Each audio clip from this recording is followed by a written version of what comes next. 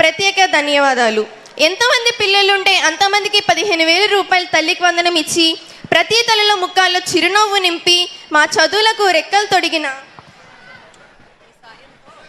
ఈ సాయంతో బాగా చదువుకుని సమాజంలో ఉన్నత స్థాయిలో నిలిచి మన రాష్ట్రానికి మంచి పేరు తెస్తామని మాటిస్తున్నాం.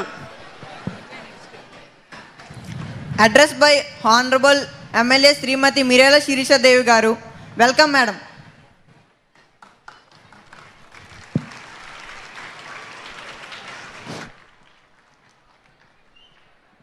ఈనాటి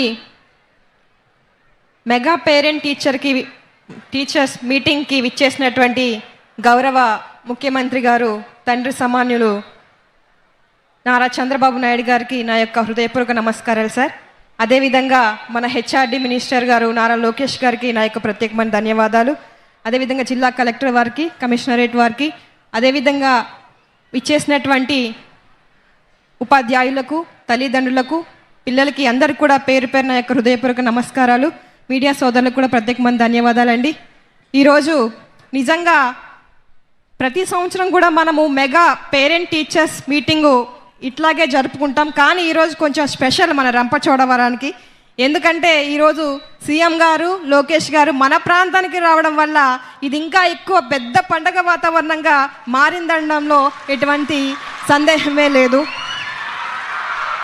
ముందుగా సార్, నేను మా నియోజకవర్గ ప్రజలందరి తరపున మీకు కృతజ్ఞతలు తెలియజేయాలనుకుంటున్నాను సార్. ఎందుకంటే దేశంలోనే ఎక్కడ లేని విధంగా మన ఆంధ్రప్రదేశ్ రాష్ట్రంలో ఒక నియోజకవర్గానికి 12 మండలాలు కలిగినటువంటి ఏకైక నియోజకవర్గానికి ఒక జిల్లా చేయడం అన్నది నిజంగా మా అదృష్టం సార్. ఈరోజు జిల్లా అవ్వడం వల్ల ఎక్కడో మారుమూల ప్రాంతమైనటువంటి రంపచోడవరాన్ని ఈరోజు రాష్ట్రంలో ఎవరైనా సరే, ఓహో పోలవరం జిల్లా అంటే రంపచోడవరం, రంపచోడవరం అంటే పోలవరం జిల్లా, భలే అయిపోయింది మీ జిల్లా అని చాలామంది మాట్లాడుతున్నటువంటి పరిస్థితులు.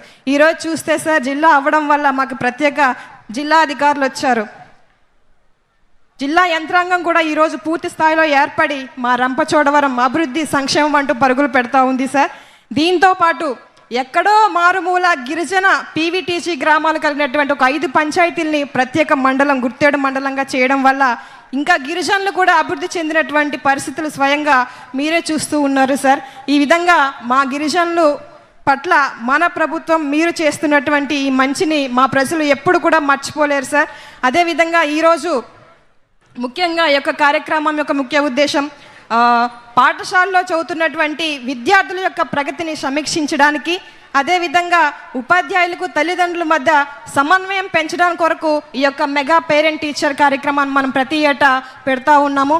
మీ అందరికీ తెలుసు, గతంలో ఉన్నటువంటి రోజుల్లో ప్రభుత్వ పాఠశాల పరిస్థితి ఎట్లా ఉంది, ప్రస్తుతం మనం ఉన్నప్పుడు ప్రభుత్వ పాఠశాల పరిస్థితి ఎట్లా ఉందో మీరు చూస్తూనే ఉన్నారు. మనం కామన్గా ఏదైనా థియేటర్స్కి వెళ్తే టికెట్స్ అన్నీ ఫుల్ అయిపోతే హౌస్ఫుల్ అని అంటారు. ఈరోజు ప్రభుత్వ పాఠశాలలో సీట్లు కావాలంటే హౌస్ఫుల్ అని చెప్తున్నటువంటి పరిస్థితి. దీనికి కారణం విద్యా వ్యవస్థలో విప్లవాత్మకమైనటువంటి మార్పులు తీసుకురావడం వల్లనే ఈరోజు కార్పొరేట్, ప్రైవేట్ పాఠశాలకు ధీటుగా మన ప్రభుత్వ పాఠశాలలు ఈరోజు టాప్లో ఉన్నాయి అనడంలో ఎటువంటి సందేహం లేదు.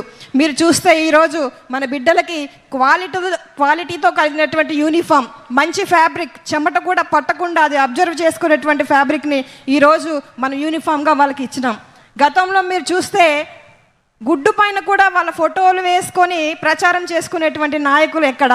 ఈరోజు మేము ముఖ్యమంత్రిగా ఉన్నారు, మినిస్టర్గా ఉన్నాం, మేము ఇస్తున్నాం బుక్స్, బ్యాగ్స్ అని కాకుండా వాటిపైన ఈరోజు సర్వేపల్లి రాధాకృష్ణ గారి ఫోటో పెట్టి విద్యార్థులకి ఒక స్ఫూర్తిదాయకంగా నిలిచామనడంలో ఎటువంటి సందేహం లేదు.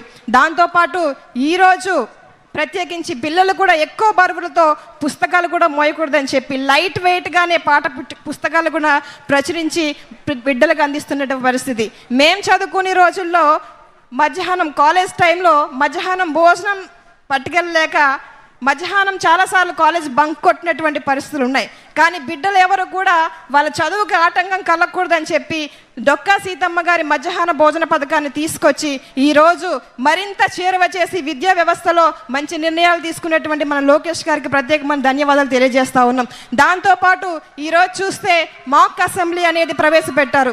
ఇందులో చాలామంది కూడా అసెంబ్లీ వరకు వెళ్ళారు. అంటే అసెంబ్లీ ఎలా జరుగుతుంది, నాయకత్వ లక్షణాలు మనలో ఎలా పెంపొందించుకోవాలనేటువంటి మంచి ఉద్దేశంతో మాక్ అసెంబ్లీలు ప్రవేశపెట్టి ఈరోజు ఎంతోమంది బిడ్డలకు ఒక ఆదర్శంగా నిలిచే మండలంలో మేమందరికీ తెలియజేస్తూ ఉన్నాం. అదేవిధంగా లీప్ యాప్ అనేది ఒకటి మనం తీసుకురావడం జరిగింది. దీని ద్వారా ఏంటంటే విద్యార్థుల యొక్క తల్లిదండ్రుల ఫోన్లో ఈ యాప్ మనం పెట్టుకున్నట్లయితే పిల్లల యొక్క ప్రోగ్రెస్ తెలుస్తుంది.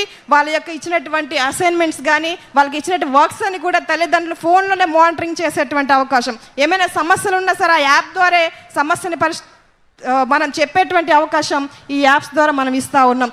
ఇలా చెప్పుకుంటూ పోతే ముస్తాబు కార్యక్రమం అంగన్వాడీల నుంచి కూడా కాలేజీల వరకు ఈ యొక్క ముస్తాబు కార్యక్రమం మనం తీసుకొచ్చినాం. అంటే విద్యార్థుల్లో క్రమశిక్షణ, అదేవిధంగా వ్యక్తిగత పరిశుభ్రత, పరిసరాల పరిశుభ్రత అనేది బిడ్డల్లో చిన్న వయసు నుంచి అలవడాలనేటువంటి మంచి ఆలోచనతో ఈ యొక్క కార్యక్రమాలతో మేము ముందుకెళ్తా ఉన్నాం. దీంతోపాటు ప్రతి శనివారం కూడా నో బ్యాగ్ డే మనం తీసుకొచ్చాం.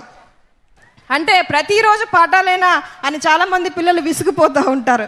అంటే మాకు కొంచెం రెస్ట్ కావాలి, శనివారం మధ్యాహ్నం ఆడుకోవడానికి టైం ఇస్తే బాగుండు అని చాలామంది పిల్లలు అనుకుంటారు. మీ అందరి కోసం నో బ్యాగ్ డే ప్రతి సాటర్డే మనం తీసుకొచ్చి వాళ్ళకి యోగా, అదేవిధంగా ఆటలు ఇవన్నీ ఆడిస్తూ వాళ్ళలో ఇంకా చైతన్యాన్ని పెంచేటువంటి మంచి ఆలోచనతో మన ప్రభుత్వం ముందుకెళ్తా ఉంది.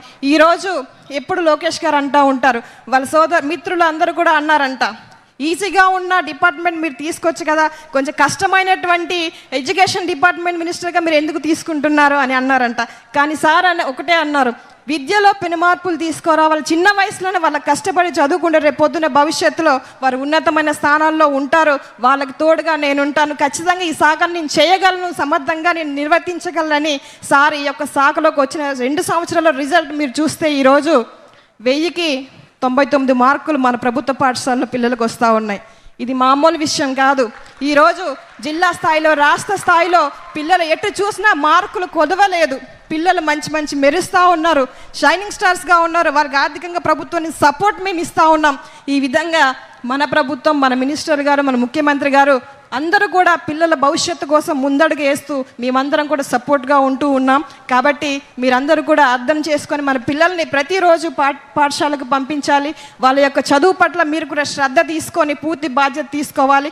చిన్న వయసులోనే వీరికి మంచి బుద్ధులు మనం అలవచ్చినట్లయితే రేపు పొద్దున ఉన్నతమైన స్థానాల్లో ఉంటారు. వాళ్ళ భవిష్యత్తు మీ చేతుల్లో ఉంది కనుక ఈ యొక్క చిన్న మాటలను మీరు అందరూ గమనించి పాటించగలని మనస్ఫూర్తిగా కోరుకుంటూ ఈ అవకాశం ఇచ్చినటువంటి మీ అందరికీ ధన్యవాదాలండి. Thank you. జై హింద్. Thank you so much ma'am. Speech by 10th class student M Shivani.